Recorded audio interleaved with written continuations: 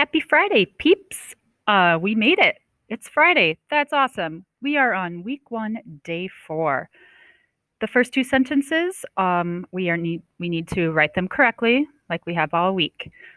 Number 1 says, Dad made himself comfortable in a chair to read today's newspaper. Capitalize Dad, of course. His self is not a word, but himself is a word. Himself. Okay. Comfortable is spelled wrong. We are going to spell it almost exactly the same, but that E is now an O.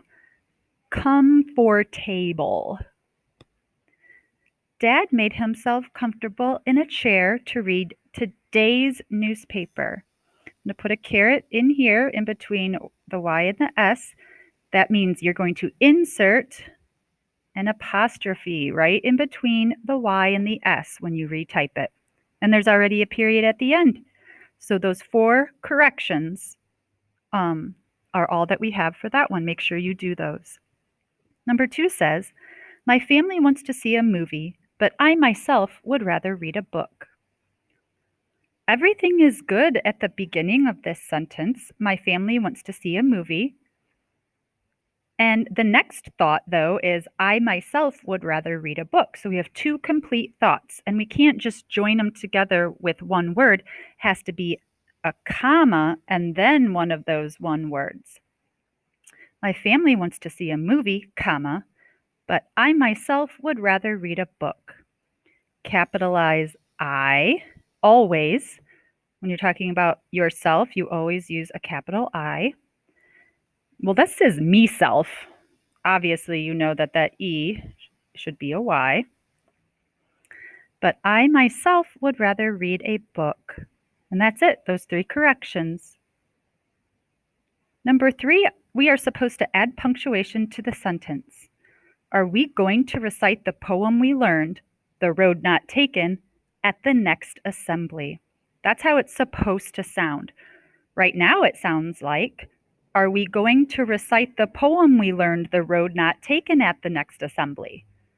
So without punctuation, it doesn't make any sense. So the poem they learned was called The Road Not Taken. Are we going to recite the poem we learned? And now we're going to take a break from that thought.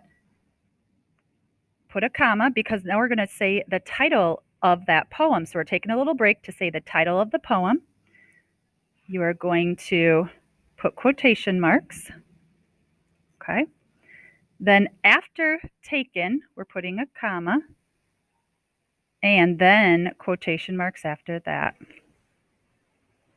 Are we going to recite the poem we learned, The Road Not Taken, at the next assembly? Okay. In between these 2 punctuation marks, there should be a space. After the comma, there should be a space. But then, after this comma, no space. I know, it's weird. Are we going to recite the poem we learned, comma, space, The Road Not Taken, comma, quotations, then space. So after the quotations, we do need a space. I know, that's super confusing. So just make sure you can rewatch this video as many times as you need. Number 4, replace the underlined word with a more positive word. Alyssa and Marco had a long argument about the article. I want you guys to think of a more positive word for argument.